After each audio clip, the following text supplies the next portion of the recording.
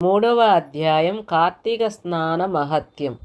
బ్రహ్మర్షి అయిన వశిష్ఠ మహర్షి జనక మహారాజుతో కార్తీక మాస వ్రతం గురించి ఇంకా ఇలా చెప్పసాగాడు.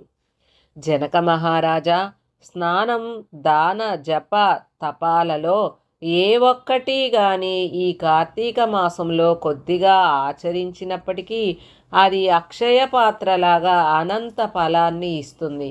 కార్తీక పౌర్ణమి నాడు స్నాన, దాన, జపోపవాసాలలో ఏ ఒక్కటి కూడా ఆచరించని వాళ్ళు కోటి జన్మలు చండాలపు యోనులో జన్మించి చిట్ట చివరికి బ్రహ్మరాక్షసులుగా జన్మిస్తారు.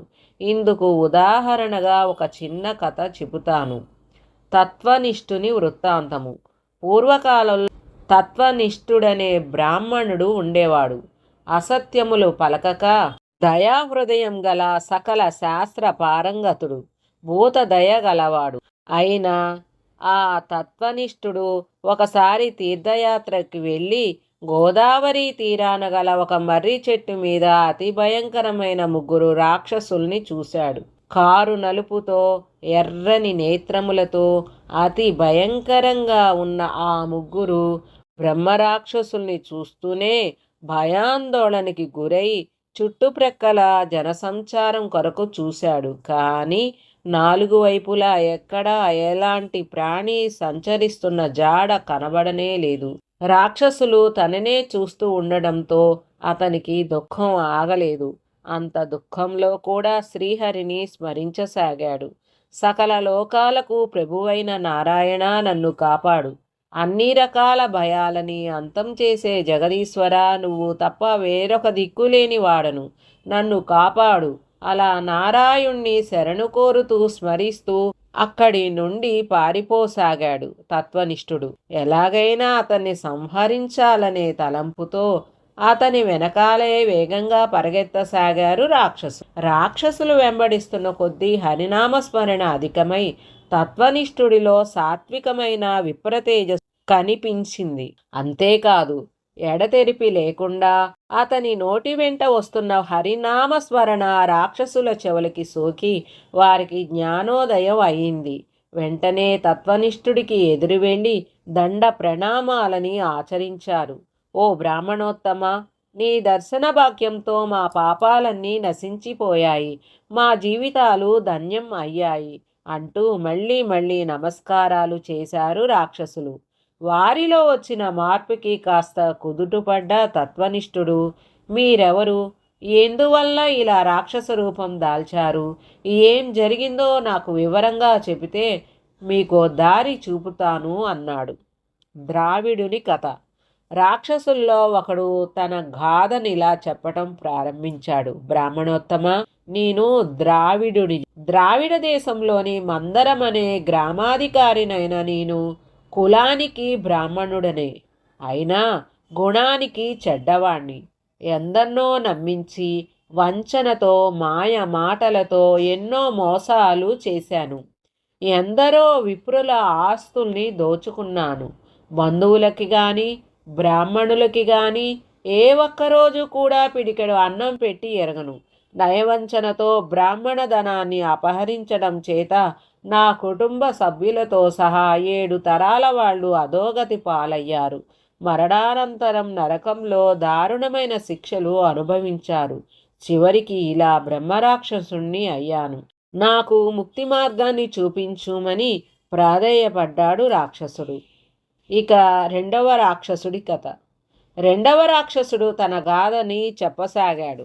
ఓ మహాజ్ఞాని, నేను నిత్యము నా తల్లిదండ్రులతో గొడవ పడుతూ వారిని తిడుతూ దూషిస్తూ నా భార్య పిల్లలతో కలిసి మృష్టాన్నాన్ని తింటూ నా తల్లిదండ్రులకి చద్దికూడు వేసేవాణ్ణి.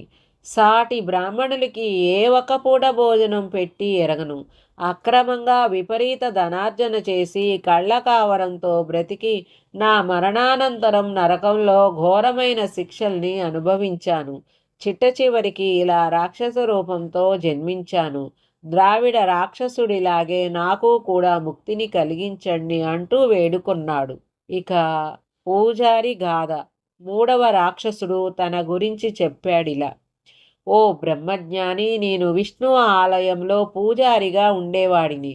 అయితే అహంభావంతో కఠినాత్ముడిగా, కామంతో కళ్ళు మూసుకుపోయిన నీ భక్తులు స్వామివారికి అర్పించే కానుకల్ని అపహరించి తీసుకెళ్ళి వేశ్యలకిచ్చి సుఖించేవాడిని.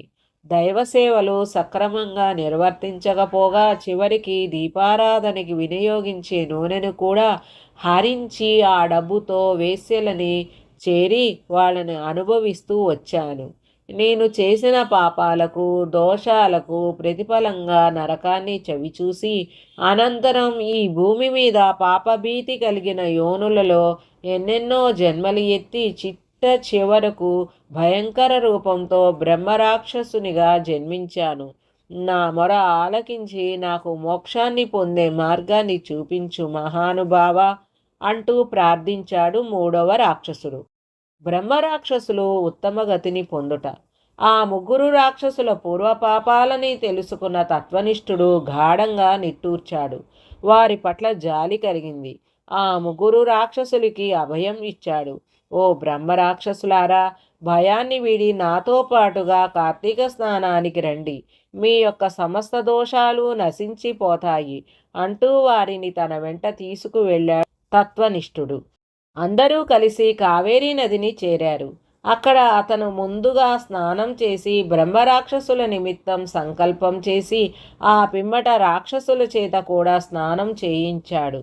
తదుపరి తత్వనిష్ఠుడు విధి విధానంగా కార్తీక స్నాన ఫలాన్ని బ్రహ్మరాక్షసులకి దారబోయగా వారు దోషాలు నశించి దివ్యరూపాలతో ముక్తిని పొందుతూ వైకుంఠానికి ప్రయాణమయ్యారు. కనుక జనకరాజా, ఎవరైనా అజ్ఞానం వలన కానీ, మోహ ప్రలోభాల వలన కానీ, మరి ఏ ఇతర కారణం చేతనైనా కానీ పాపాలు చేసి ఉంటే అట్టివారు కార్తీక మాసంలో సూర్యోదయానికి ముందు కావేరీ నదిలో స్నానం చేస్తే వాళ్లకు 10,000 యజ్ఞాలు చేసినంత ఫలం కలుగుతుంది. కనుక కార్తీక మాసంలో కావేరీ లేదా గోదావరిలో లేదా వేరే ఎక్కడైనా సరే ప్రాతస్నానం చేసి తీరాలి. అలా ఎవరైతే కార్తీక దామోదర ప్రీతిగా ప్రాతస్నానం చేయరో అట్టివారు 10 జన్మల వరకు చండాలపు యోనులలో పుట్టి అనంతరం ఊరపందులుగా జన్మిస్తారు. కనుక ఎలాంటి ఇతర ఆలోచన లేకుండా స్త్రీలైనా పురుషులైనా ఎవరైనా సరే కార్తీక మాసంలో తప్పనిసరిగా ప్రాతస్నానం ఆచరించడం ఉత్తమం, అత్యంత పుణ్యప్రదం అని చెప్పాడు వశిష్ఠుడు. 3వ రోజు పారాయణం సంపూర్ణం. హరి ఓం తస్సత్. ఫ్రెండ్స్, మన భక్తి మోటివేషనల్ ఛానల్లో రామాయణం, మహాభారతం, భగవద్గీత గురించి ఇంకా మనకు తెలియని ఎన్నో పురాణ కథలు మరియు ఆసక్తికరమైన విషయాలను తెలుసుకోవడానికి భక్తి మోటివేషన్ ఛానల్ని సబ్స్క్రైబ్ చేసుకొని షేర్ చేయండి మరియు లైక్ చేయండి. Thanks for watching.